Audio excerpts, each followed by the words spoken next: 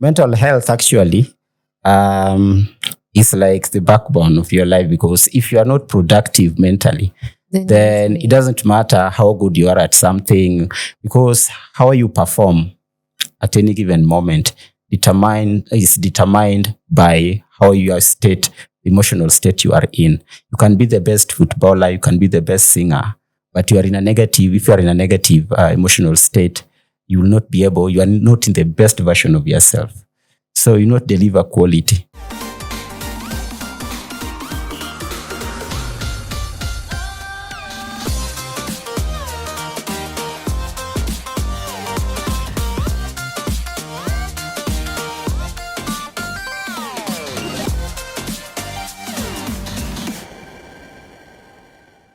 Saseni mkofiti, manze nimewa miss, manze nimewa hata. It is still happy new month. Bado tuko 1 week in, 1 week, 1 day in. So here we are on our second episode in October 2025. Imagine 2025 inaisha. How many are happy? Yay! Yeah, we are grateful to have come this far. Anyway, so today, in 2 days time it will be October 10th. And on October 10th, it is World's Mental Health Awareness Day. So this episode, we are having a guest. We are going to be talking about mental health. We are not going to get tired to talk about mental health as much as we can, be it every month, be it whether we are celebrating the World's Mental Health Awareness Day, ama we are just talking to equip, ama to help us understand exactly what mental health is. So welcome to Cele's Reflection, and welcome to our guest, Paul.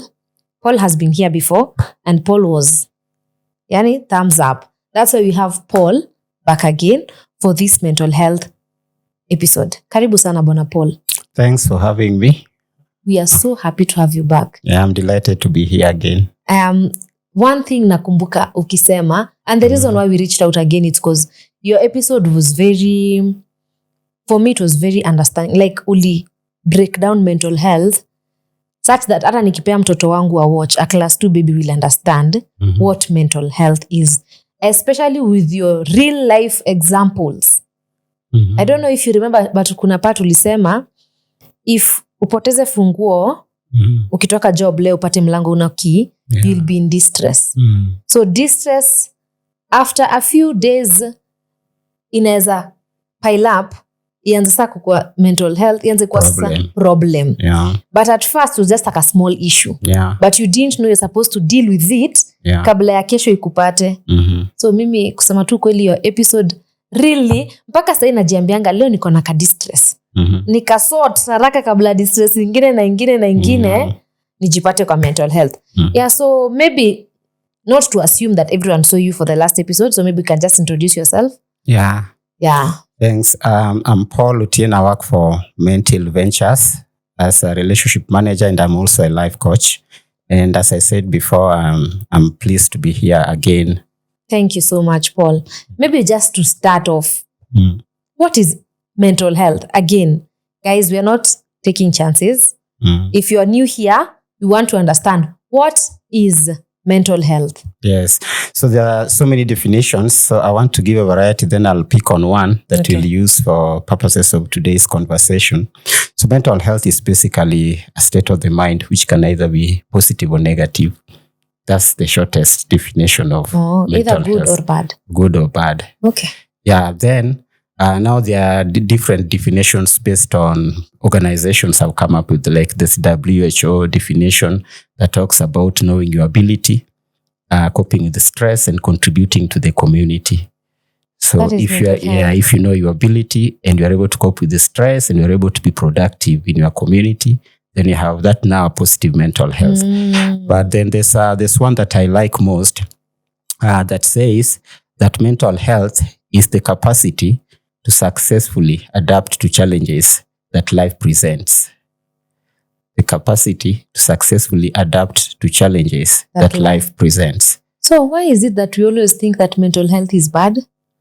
I think it's because people have never had opportunity to be told what mental health is all about. And when you talk about mental health, most of the time people associate it with those extreme cases, like somebody who is walking in the street, maybe walking naked, is violent, picking peppers, talking to themselves. I think it also has a lot to do with our cultures, because when you talk about mental health, there's a lot of stigma around mental health culturally. I think most African countries. Yeah, because when you say it is the capability to be able to deal with challenges, then that's a positive thing. Yeah, exactly. And what people fail to understand is that even having negative emotions is something that is good for you, as I said before, because once you have these things and you realize that you have them, then you start looking for solutions. In the process, you're basically growing your mental health. Yeah. So you're building what we call resilience. Yeah. Wow. Okay. I think this wasn't hard. I don't know. But this definition feels like exactly how you said, according to us and the society and some cultural things, mental health is when someone has to go for rehab. Yeah. When someone has to go to Madhare. Yeah. Kumbe mental health is knowing your being able to cope with these life challenges. Exactly. Okay. And now these challenges take place in various contexts. So realize, like, you are here, you're someone's daughter, maybe you're in a relationship, you're married, that's another context. If you're a student in school, that's another context. And all these contexts, there are certain stress factors that are associated with them. Like a student who is approaching exams, they have their stress factors. Somebody who's employed, maybe the boss has been hard on them, workplace. All these contexts, they contribute to our mental health, because stress factors come from all these contexts. So it is like, in short, we need to work on our mental health, because either way, stress is going to come. Exactly. Whether in school, whether in workplaces, whether from social media, anywhere you go. Yeah. Okay. So now that we've understood, what exactly mental health, and of course, most of us would love to be able to cope with these challenges that will always come, be it relationship, be it school, be it workplaces, be it social media. Yeah. How do we, like, how can I be able to equip myself to be able to cope? So I think number one thing is just to, as we said before, knowing your capability or your ability, and also knowing your response program. How do you respond to stress? Because as we said before, these things are in the environment. There are things that you can't control. Let me repeat that point, even though we made it earlier. That the environment will always present issues or challenges which you are not in control of. But what you are in control of is your response, how you respond to it. So I usually tell people that life is like a garden of roses. So when you go to your garden of roses, you want to harvest roses. Obviously, there will be thorns. But your focus is not on the thorns. It's on the roses. It's on the roses. So first of all, you have to choose what you want to focus on. So if you choose to focus on the negative things, the thorns now, that will make you to sink deeper into the stress that you are experiencing. But if you choose to focus on the positive thing, actually start feeling better, and that will help you to improve. Resilience. I love that. Okay. So generally, mashida lazima zitakuja. Exactly. How you choose to respond. Yes. And that's what you are in control of. And that is what you're in control of. Yeah. So in case, for example, social media stress or pressure. Yeah. I post this picture. The comments. Yeah. Like out of 10, 3 negative. I can choose to delete. Exactly. That is my response. Yes, your response. And done with them. I can choose to screenshot. Yeah. Post it on my story and, fight back. You can make a mountain out of a dunghill if you like. Yeah. So if I choose something positive that is going to help me, haita dwell na mimi kwa akili yangu. There were negative comments and I'm done and I'm past that. Yeah. That means I'm coping, like mental health yangu iko poa. Yeah. Because my response was exactly what happens is that will promote your mental health. You'll have a positive mental health because you won't feel. You see, one of the things about mental health that once you start feeling negative about something, the environment always confirm. You'll just get a lot of other negative things happening at the same time. Yes. Yeah. Because the moment you make a mountain, then others will bring in their opinion. Exactly. Now it has become a lot than the 3 comments that were negative. Yeah. Okay. Let me tell you something about the mind just before we proceed. Your mind will only accept what you present to it. For instance, even the small things like if you're a business person and you manage to make a profit of 20 shillings and you celebrate the 20 shillings as though it was 1,000,000 shillings. To the mind, there's no difference between someone who's celebrating 1 million and someone who's celebrating 20. So it is usually what you present to the mind that the mind accepts. Both of them if you tell the happy. mind it is bad, the mind will respond as though it's a very bad thing. If you say it is a positive thing or you look for something positive in it, then you'll start feeling better about it. Okay. Feeling good about it. Yeah. And why is it important to take care of our mental health? Because mental health actually is like the backbone of your life, because if you are not productive mentally, then it doesn't matter how good you are at something, because how you perform at any given moment is determined by how your emotional state you are in. You can be the best footballer, you can be the best singer, but if you are in a negative emotional state, you are not in the best version of yourself. So you not deliver quality. Actually, because my thinking was we are very, very focused on taking care of our physical. Yeah, exactly. Because you will see me. You won't see my mental health. Yeah. But when I take care of my physical appearance, I'm doing well, I'm running, I am, physically, physical health, we are perfect. Yeah. Like we look so good. But mental health, you can't see, you can't tell, you can't see when someone and people hide a lot. Exactly. And let me tell you something. Sometimes, in fact, people get sick first in the mind before they get sick physically most of the time. Yeah. And even if, for instance, if we have the same physical condition, the same severity, maybe it is malaria or any kind of ailment, and emotionally I'm down and emotionally you are up, but both of us are sick. Malaria. Yeah, the chances of recovery of the person who is emotionally down are going to be lower than the one who is not emotionally down. Yeah. That's why tunaendanga tunawasalimia hospitali, tunaanza kuwapatia maneno ya kuwapa nguvu. Yeah. Because you might actually dawa zinaweza kuponya but bado kiakili. Exactly. Yeah. So the mind. So this year, let me remind our viewers of the theme for this year. It is called Access to Services, Mental Health in Catastrophes and Emergencies, and that is very important. Yeah. So everyone needs access.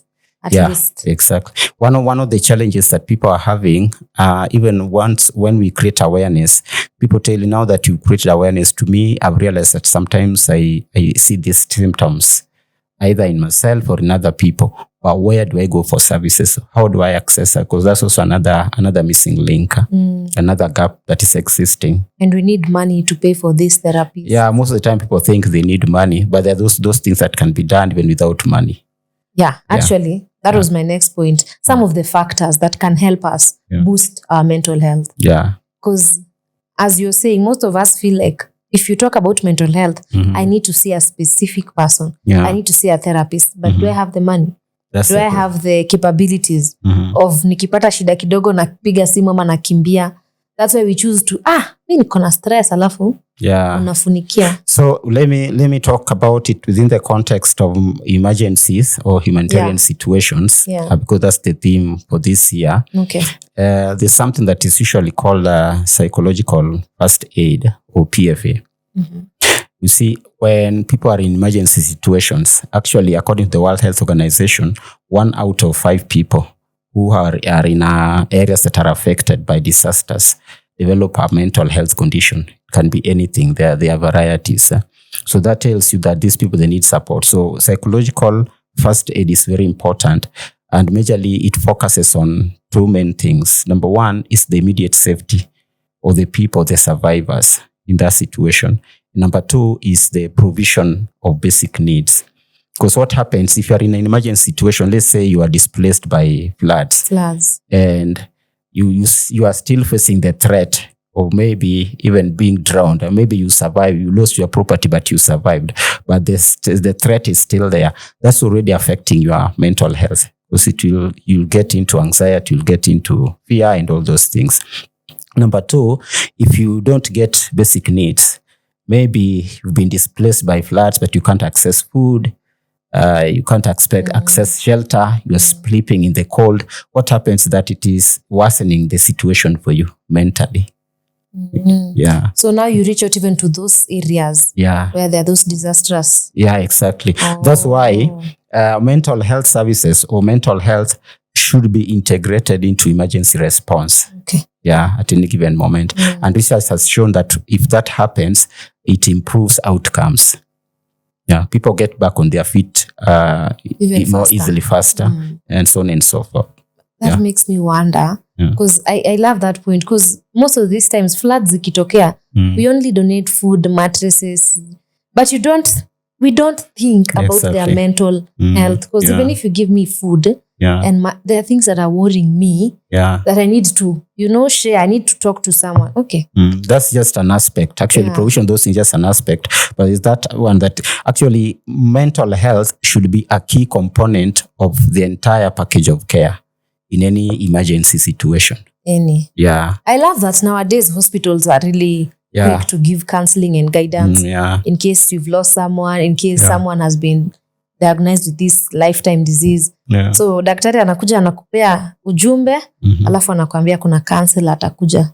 So I love that some organizations are doing that. Doing that. Yeah, we are still not where we would like to be, but it's something that we need to encourage all stakeholders to be doing that, because sometimes you realize that there are those far-flung areas where services are not accessible, or people are not able to access services, and if they are there, not everybody is accessing them. Okay. We will get there. I think now that we are seeing it, of course there are those rural areas. Mtu atakwambia tu ugonjwa fulani ndio umepatikana nayo alafu akuachilie. Exactly. Ukifika kwa kijiji uambie watu kenye uliambiwa, everybody's bringing their opinion. Sasa huyo mpatieni miezi, huyo mwingine. So you need to be counseled even before. I really like that. So what are some of the signs? Because the last time you were here, I think it was Men's Mental Health Month. We were saying that most of men, even not men alone, but mostly the men, wakishikwa na, when they're having these issues, they don't really love to. They don't open up. Men are not like us. Exactly. Sisi kwa chama, nisaidike ama nisikie tu nimepoa. What are some of the signs that I can immediately tell that my neighbor or my friend is not okay mentally? And they need to seek.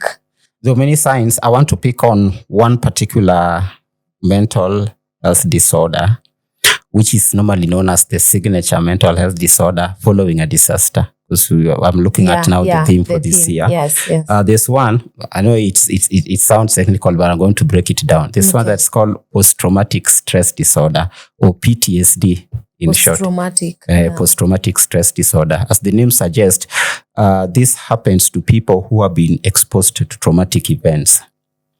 Okay. A traumatic event like what we are talking about, those humanitarian situations, people who have been maybe affected by violence, natural disasters, terror attacks, and all those things. Remember, like in Nairobi when we had the Westgate attack, or the one that happened, I think many years ago, the US bomb last year. There are people who are still suffering up to now. Not only physically, but also mentally. Because out of that, there are people who develop PTSD. So PTSD is something that happens to people who have been exposed to traumatic events. It can be anything like the ones that you've mentioned. So there are those things that happen. What happens is, but not everybody who is exposed to trauma actually develops PTSD. There are people who sometimes they just experience certain episodes that look like PTSD, but then they recover, and especially when they are talked to, they get some certain services. They overcome it, and they overcome it. And then there are those people who are even vulnerable or at risk. I'm going to explain the people, the vulnerable populations, those who are actually at a higher risk of developing PTSD after being exposed to traumatic events. So what happens after some time, mostly after a month or so, when someone has been exposed to PTSD, and then they start having these recollections that are recurrent, are distressful, and are making them to feel like that thing is happening again. Yeah, the thoughts are actually intrusive. So sometimes maybe you survived a terror attack. You are in an epicenter where there was a terror attack. Maybe the place was bombed and something. When you see it, you feel like it's happening again. It comes like it's happening again. Then you develop fear and all those kind of things. So the thoughts are intrusive and you cannot avoid them. They're recurrent and they are distressful. Like you feel like it's happening now again. Yeah, like it's happening again. And then right now there's something called diagnostic criteria that has even included people who are not directly exposed, indirectly exposed, like maybe the professionals who are taking care of these people. There are those first responders who go into such situations, maybe for rescue and to offer certain services. Even those ones can sometimes be affected because PTSD can actually happen to someone who has either experienced or witnessed what was happening. Yeah. It could be that you have survived maybe an assassination attempt, or even somebody saw somebody being killed. Oh my God. Yeah. So even witnessing an accident. Yes, sometimes. And then there are those who are at a higher risk. So what happens is when this person is there, the key symptoms is that they keep having these things. As I said before, the thoughts are intrusive, they are distressing, and they are recurring. So they have flashbacks, they have nightmares. Sometimes when they sleep, they can be woken up, and maybe they can shout because it's like it's happening again. Another symptom that is worth noting is avoidance. Oh my God! So they avoid any mention of the place or any topic relating to what happened. They avoid the clothes. They put certain clothes on that day. They avoid those clothes. They can avoid food or drinks or people associated to that event. So in case you notice any of these, it means that person is going through the PTSD. Yeah, okay, it should be diagnosed, but that can be a telltale sign. So maybe you can refer the person, because a diagnosis, as I said before, for a mental disorder, diagnosis must happen. Yeah, for you to be able to prove. But those are some of the signs that you can tell. So I would say that's now if you suspect, when you see those things, you can suspect that maybe it's a case of PTSD. So when it comes to maybe I lost a loved one, and I saw how the last few minutes were. Yeah. Can that be something from? Yeah, it depends. Now let me come to the point I was making. Now there are people who are at a higher risk. Okay. Somebody who is exposed to a traumatic event, and by the traumatic event, I mean that traumatic event must be something that is severe to the person. It must be substantive and significant. So there are those things that just happen and maybe you'll feel bad about it. Feeling upset about when you think about an event that took place in the past is not PTSD. Okay. Yeah, but there are those symptoms that if they are diagnosed and they are recurrent, and of course there's also the time factor, as I was saying before. Because these things, if you have a PTSD, you won't come out on your own. You'll have to get some kind of intervention. So there are those people who are at risk or at a higher risk. So someone who had a pre-existing mental health condition, if they are exposed to trauma, that can make them to develop PTSD faster than somebody who did not have a pre-existing condition. Yeah. And then there's also the issue of family history. Someone from a family, the history of a mental disorder, they're exposed to trauma, they're also more likely to develop a PTSD than someone who's not coming from And I love that you're using mental disorder, Yeah. not mental health. Yeah, or yeah, because they are in level. it's- This is now an illness. This one now has It's been an illness. diagnosed. Yes. So okay, Yeah, it's an illness. Yeah. And you're saying that we have people who can overcome without even help being that traumatic. Actually, a majority of people, even research has shown, a majority of people who are exposed to trauma, they end up just getting well. But there are those ones that develop PTSD. Yeah. So if you develop PTSD, definitely you need help. There are people who probably can develop maybe a mental health problem. As I said before, they can be given a talk therapy and they can recover. Now that we are on this point, there are people who might need, and you're from an organization, maybe you can just tell them, in case someone up to there anataka ku reach out sasa, please, the organization, because you guys just a call. Is it? Yeah. Mental health ventures. You just give us a call. I think you'll leave the contacts. Yeah, we'll leave the contact. Yeah, you can WhatsApp. You can make a call. Yeah. Then you get someone who can help you. Who can help you, and sometimes you also link up people with other service providers as well. Okay, because not necessarily when I call, it means that I have a disorder. I'm just calling to confirm. Yeah, in fact, to inquire. Which is very, very important. Actually, that's the first step in seeking help.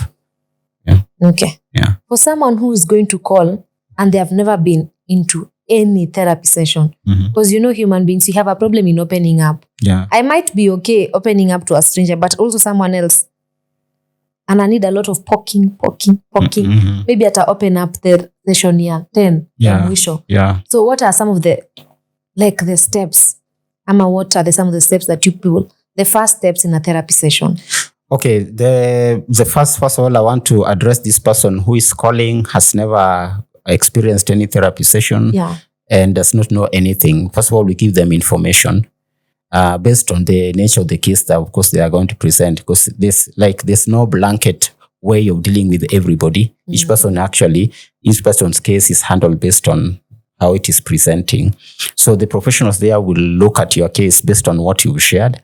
And then when they realize probably you need at a therapy session, they are going to tell you why that is necessary.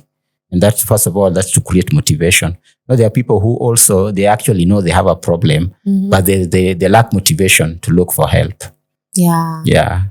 I'm like, I'm okay. Yeah. And then there are people who assume my problem is not that bad. But then that the professional actually is going to create awareness to let them know the magnitude of the issue that they are having. That can also be an eye opener in terms of helping them know, so this thing is serious, then I need help. Then a motivation will be created because they are going to tell you what you stand to benefit, like what are the benefits of going for a therapy.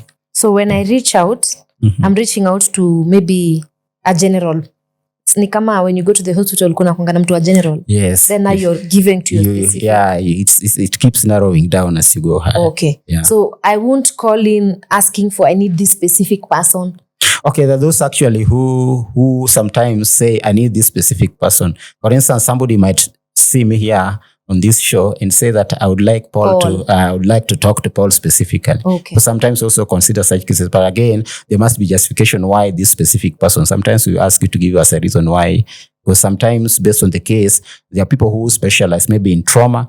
There are people who specialize in certain cases. So sometimes they can tell you, yes, you would like to talk to this person, but we have someone who specializes in handling your case. So maybe if you'd like us to maybe swap the people, not necessarily the person that you wanted, because sometimes people, and there are also those who know a specific person, maybe in the company or the organization. So they're just coming and they say, I would like to talk to Sele. Yeah, something of the sort. But we give them information that they make informed decision. Yeah. And this is, I don't know whether it's ignorance somehow. So if something happened in bomb last, it can still be a trauma up to date for someone who experienced that. If they did not access treatment. Because if you are sick and you did not access treatment, let me tell you something. When you talk about mental illness, there are so many people who are mentally ill and they're living with the conditions. Some of them are also very successful. It doesn't stop you from being productive. Yes, there are those who are still... Yes. I can mention, for those who have already come out in the open and declared, even if I mention their names, I'm legally protected. Yeah, you cannot sue me. So I can even mention even internationally. I know you have had people like Van Damme, who was an actor. There are so many people. That is he had a mental health illness or a mental illness. Even here in Kenya, we even have had someone who was in the Senate actually who sponsored, I think, the Mental Health Act or something. Was a nominated senator. I can't remember the name. Does it mean they have overcome? No, they are living the condition as they are undergoing treatment. Oh, okay. So they are becoming like ambassadors. Yeah. Creating awareness. Yeah, exactly. Just to show you that I'm sick and I'm also. So having mental illness, number one, does not stop you from living your life. Okay. You can still be productive. Right now we have world leaders. Some are presidents who are mentally ill and they're living the conditions that they are undergoing treatment. Yeah. Because as you said before, the community taught us mental illness. It's anafaa kuwa madhara. Actually, they say it is madness. So let me tell you one thing. There's no one particular illness that is called madness. Yeah. Hakuna ugonjwa inaitwa uwazimu ama uenda wazimu. Because what people normally see, these are signs of a certain mental illness. We can be in the street, both of us, picking papers, talking to ourselves, but we are suffering from different conditions. Yeah, so there's no one particular. Zifanani. So those are signs, and sometimes the signs look similar. Like completely. Yeah, we can be actually doing the same things, but we are suffering from different conditions. Yeah. So in we have stress in workplaces. Yeah. I love that you've said those people who witness. Yeah. Because that's maybe it's your work line. Yeah. Maybe you are told to go and rescue. So you might even have that post-traumatic PTSD because of witnessing. Yeah. Yet you are in your line of duty. Exactly. Like you are not there when it's happening. So we have workplaces where we have stress because of maybe toxic bosses. And I really want to help my colleague. But anakaa tu ako sawa. Because venye umesema, they are very productive. Sometimes you can't tell someone is sick. Yeah. So are there ways I can spot and say that colleague of ours needs? Yeah. You can be productive, but you are still showing certain signs. Productive is being productive in the sense of what you are doing and how you are living your life. Maybe you are successful, you are learned, you are going to school, you are passing your exams, but there are certain signs that you are showing. Maybe earlier on, you are someone who was very outgoing, but right now you are very withdrawn for some time. And it's continuing. Maybe there are these things that people are able to observe. You are still productive, but there are those questions people keep asking, that what happened to you? Maybe all of a sudden you turned into someone who is very hostile to people. You no longer treat people the way you used to treat them, but you are still productive in your line of work. Yes. Okay. Yeah. So there are those things that can help you suspect that there's something that is not right with this person. Especially if you know that person too well. Yeah, exactly. Yeah. Okay. Then you can create awareness. Okay. Yeah. So there is the youth and social media. That one is another place that is giving us sijui kama itatupea illness ama itatupea disorder ama itatupea health, mental health. It's doing a lot of harm. It's more than the good. Yeah, it's a very big debate. Yeah. Actually, it's doing a lot of harm. Yeah. Than good. Yeah, than good. How do we how can we avoid? Because now I think that we've tumezama katika mtandao. Tumezama ile hata kulala hatulali. Yeah. Tuko immersed deeper. Yeah. So how can we? Of course, number one, these people, they need help, but somebody has to seek for help. Like they have to talk to people. That's number one thing. Including me being addicted on my phone. Yes. Actually, you used the word I wanted to use. It has become an addiction. And you see, if you are addicted, then of course you need help. Yeah, that's the bottom line. It's an addiction, unlike any other kind of addiction. Really? Yeah. So I need to call and ask someone, how can I avoid? Of course, you can go for a therapy, and the therapist, one thing about therapy, most of the time you'll have a goal. Sometimes you either want to walk out of something, or you want to move towards something. Basically, you want to change behavior. So you can have a goal around that. That will help you now. You'll understand how much time you are taking on social media, how much it's costing you, other things. So many people are suffering. Let me tell you something. I've seen relationships breaking because of social media. I've been people being fired because of social media. media. Oh my God. So can if it imagine gets to being that fired extent, because of exactly. TikTok. Yeah. People have lost jobs, people have lost families, people have lost relationships, so on and so forth. So basically that just tells you it's already a problem that needs to be dealt with. I think that's where now, again, we put this number. In case you're like me. Yeah. Let's call this number and seek guidance. Because tell me why unashika simu hadi saa 9 ya usiku. And there's always one thing I've noticed about the gadgets you're having. I went to a place where people were supposed to socialize physically, but then everybody was on their phones and everybody was laughing, and you're like, what is happening? Then we should have just stayed at home with our phones. Yeah. I think, it is a social problem. media has really redefined lifestyle. Yeah, how people live. In fact, we are even saying, why do I need a therapy when I have TikTok? All I need to do is scroll and laugh. And you don't know that actually you're doing more harm to yourself. Guys, mmesikia? Please reach out. Please reach out. So if you realize you're addicted to social media, just seek help like any other addict out there, because it's just addiction. Are you serious? Yeah. We're in the same group with... The word here is addiction. So if you're addicted to pornography, you're addicted to drugs, you're addicted to social media. Yeah, it's addiction. Yeah. Because it's in your brain, it is the same thing. Now that I've mentioned the brain, you are only as healthy as your brain. You cannot have now with regards to mental illness, you cannot get mentally ill unless your brain is ill. Your brain gets sick. Yeah. So there are those things that we call functions of the brain. There are 6.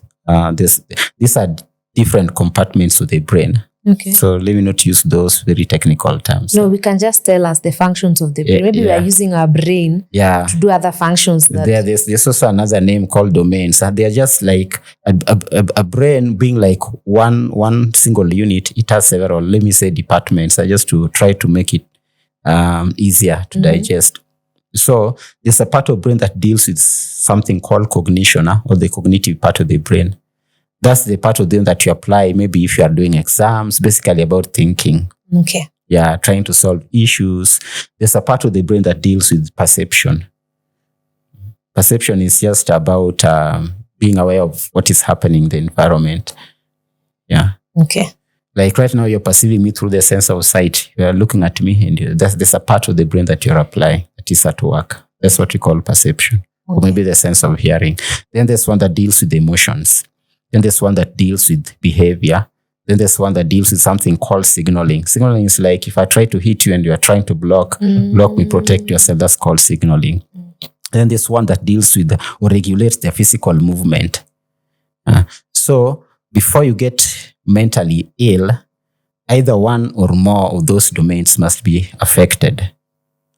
And when you talk about mental illness, each mental illness can be attributed to a particular section of the brain that has been affected. So there are those, if the cognitive part is affected, there are certain illnesses that somebody will develop. Or an illness somebody, and remember, you can even have more than one mental illness at the same time. So several domains can be affected, or one. Basically, that means you'll develop a mental illness. Am I supposed to use all these departments equally? So it's your brain that decides. You see, the brain is the center of command. It depends on the environment where you are.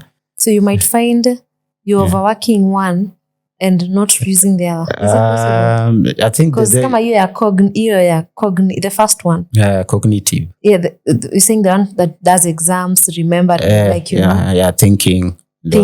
Yeah. So ule mwenye afikiriangi sana hatumii hiyo department sana. Anatumia. That's a totally different thing. That's a totally different thing. I was thinking maybe you're supposed to use them equally.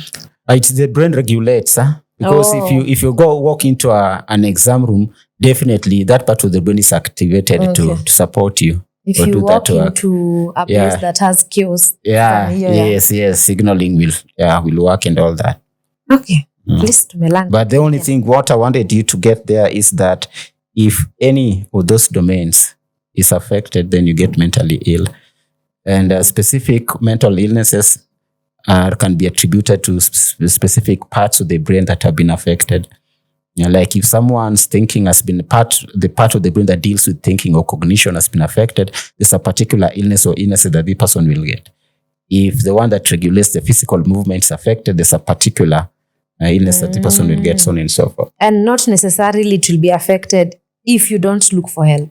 If you look for help, if you look for help actually, because sometimes it's already affected, but sometimes also look for help because it like how can I say, preventive. We said something like stress, which generally, as I said before, will make you to develop those problem solving skills. But again, if it is severe and consistent, then it can damage parts of the brain and make you. So if you start seeking help, maybe you're in a stressful situation, maybe the stressful situation you are undergoing are very severe, then when you start seeking help, then you can prevent before it happens. Yeah. But now there are those people who that part has already been affected and now they are ill, they still also need help. Actually, today I also like us to talk a little bit about treatment, because this was something, there are a lot of myths around that. Yeah. A lot of myths around mental. Yeah, even treatment, seeking treatment. The myths, there are 3 areas where people have a lot of myths. Number 1, people have myths about people who have mental health conditions. Number 2, people have myths about the conditions themselves.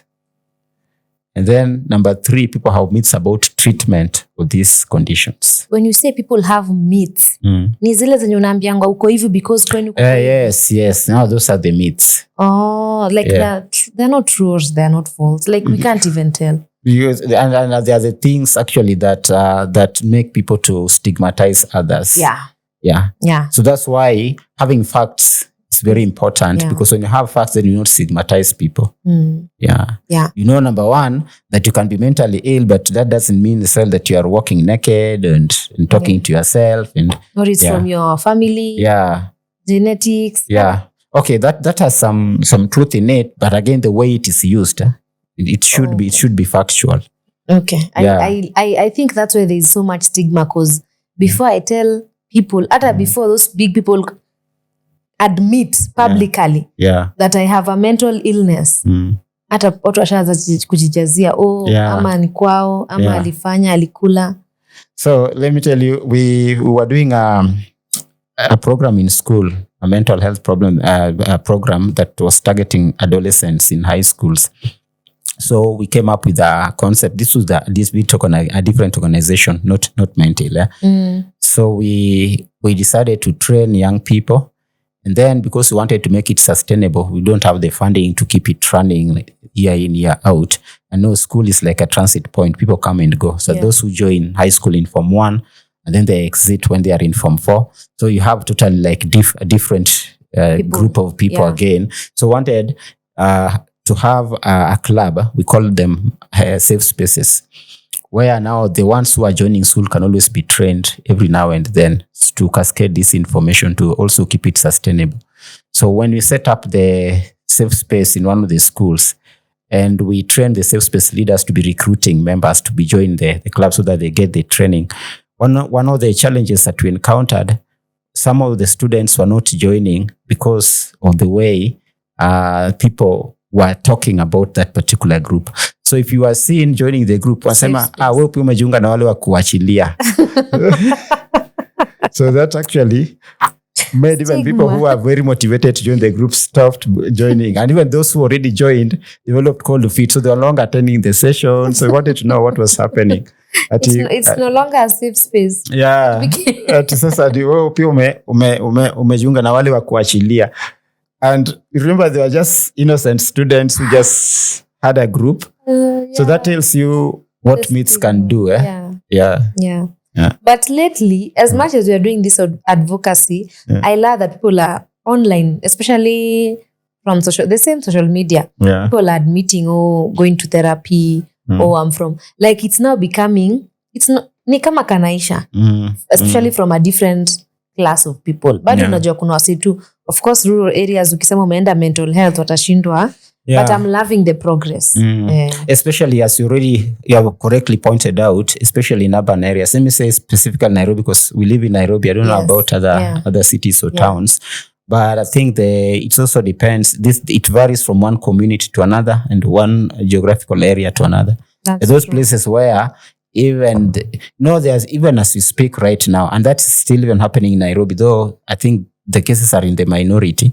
Even people, if they realize that they have a child who is mentally ill, they lock them up in their houses. Yeah. Because of people. Yeah, they fear what people will say that you're living with a child who is mentally ill. Okay. Yeah. So as let me first say I love that even in churches we are having mental health talks. Yeah. Like right now, I don't want to say it's not hard, but if you really want mental health information, you will find it. You'll find it. It is all over, especially if you have smartphones. Yeah. You will get it. Yeah. It is just ni wewe tu uamue nataka kusaidika na utasaidika. Yeah. Unless bado, I don't know. But it is there nowadays. Yeah. In schools, as you've said, teachers are accepting that we need mental health. We need to talk about it. Yeah. Because not like kitambo ati unakataa kusoma ati unachapwa. Right now, we are all embracing mental health, which is a very good thing. My closing remarks is, now as Paul, what is that one tip that you do? Like that one thing that I do to always make sure that your own mental health is okay? Personally. If you're open to sharing, maybe we can borrow. Okay, let me tell you one thing. Even therapists, they have therapists. Oh, really? Yes. Oh, you also see someone to help you? Yeah. Okay, for me, I also believe in God, so my faith also plays a part. As I said the other day, even prayer supports mental health. But now that is specific to a person. Yeah, so there are those things that you said. And when you talk about, I want to talk about, probably we'll talk about it because about another time. One thing I wanted to touch on a little bit. Yeah. Family support. Family support. Because family is the very basic unit. That's true. Yeah, of the society. So sometimes we think of treatment in those hospitals, other health facilities, but we're not talking about what is the role of the family that is living with a person who is probably mentally ill or even who is just having any other mental condition. It may not be illness per se, but it could be any other mental health condition. What is the role of the family? So someone has said before, even if someone is recovering, they still need care and support. Because there are people who start experiencing stigma right from their family, even before they go to the community and the society at large. So my appeal to family members, if you have someone who is having a mental health condition, please just offer them support. They're still human beings who have feelings. They still want to be loved. They still want to be cared for. They're just like another. The same way you take care of a physically sick patient. Awesome. Yeah, the same way you need to take care of someone who is having a mental health condition. And that I is love very that important. You've mentioned family. When people are going through tough times, you always hear, oh, my family was there with me. Yeah. Even when a mom gives birth, oh, my family was always there with me. They took care of. So family. Yeah, but when it comes to mental health, sometimes it takes a different dimension. The support sometimes is not as much. In most cases. For mental health specifically. People will be there for you when you're suffering from malaria and other things. But when it comes to mental health, experience has shown that most of the time these people are stigmatized. Okay, I get it. I understand. Because when we have newborns and you're sick from the hospital, the family will take care. Yeah, exactly. But you see mental illness, as you said, we I understand. I get your point. So we need to take care of them the same way. Yeah, exactly. Yeah. Okay. So now you are sharing that one practice. Personal practice. Personal practice. So I was telling you this, that even therapists, they have their therapists. Therapists. And then Yeah. So for me, when I feel like I'm overwhelmed, which happens rarely, because there are a lot of things that I do. This was the personal care. When I talked about the toolbox last time, I talked about activities that you can engage in to support your mental health at a personal level. So I also do those things a lot. I take a lot of walk. Sometimes my friends laugh at me, but why do you just walk You're not going anywhere specifically. But I tell them it is very healthy. When I walk, I meditate. You go to the park, you rest, you read a book, do those things you like. If you know how to play any musical instrument, you like cooking, you like painting, all those things will support mental health. Then there's also something called breathing therapy. There are different types of breathing. There's box breathing, transformational breathing. So it has been proven that oxygen actually helps a lot in detoxifying the mind, relieving the negative emotions. Yeah, but people need to be taught how to do all those things. So maybe with time we'll share more about all these things. Because I love that you've mentioned about the walks. Can a week go by without you taking a walk? No, never. I walk like almost daily. Whenever I have free time, Wow. Just take an hour. So if there's that thing you love doing, at least make sure you do it on a day. Yeah, exactly. Make it a practice, a habit. Yeah. Okay. Yeah. Finally, what is the one message you'd love to leave to our viewers? One message I'd like to leave to our viewers. The month of October is just around the corner. I think just a few days. Actually, we're in October. Yeah. This episode is now airing 2 days. Yes. On the 8th of October. Yes. So what I want people to do, because we are talking about access to services, I want people to support those who have mental health conditions to access services. If you know a health facility that offers mental health service, encourage people to go there for the services. If you know people, there are even people who offer services sometimes who they volunteer in the community to offer services for. They could be counselors or another person who can offer support, someone who is having a mental health condition. Please connect them or link them up so that they get services. But this is going to be very important. And it is one of the things that has been really missing, because some people really know they have issues, but how to get the services. Yes. And not all services are actually paid for. Yeah, I agree. People really want the help, but they don't know where to get it. Yeah. And maybe lastly, if you feel that your mental health condition is not what it was, please open up and talk, because that's the first step in seeking help. Opening up to someone, at least seeking help. Thank you so much, Mr. Paul. I love it when we share, because one or two people, mtu akisikia enyewe this is the time I need to reach out, tutakuwa tumesaidia mtu mmoja wawili, that way kidogo, even as we in that chain of just spreading the awareness and trying to help where we can. If you feel like I was like this and now I'm like this, just maybe you need to know why have I changed my behavior, why am I feeling like this? The why is when you reach to the therapist, then you understand why. Exactly. Thank you so much for coming, and thank you for your time. It's always a pleasure. And thank you for the information. And thanks for having me again. And thank you for sharing the knowledge. Asante sana. This month, guys, nasi only this month, October, all through and through. When you're okay in the head, even productive, like utakuwa very productive. Utakuwa very okay, utakuwa. And some venye tu umesema mental health, we can't see, it's not like physical health. Physical, you might look very okay, but mentally you're not okay. So if you feel you're not okay, only you unaweza jua if you're okay ama not okay. You can't lie to yourself. So thank you so much, guys, for watching. It was me and Bwana Paul.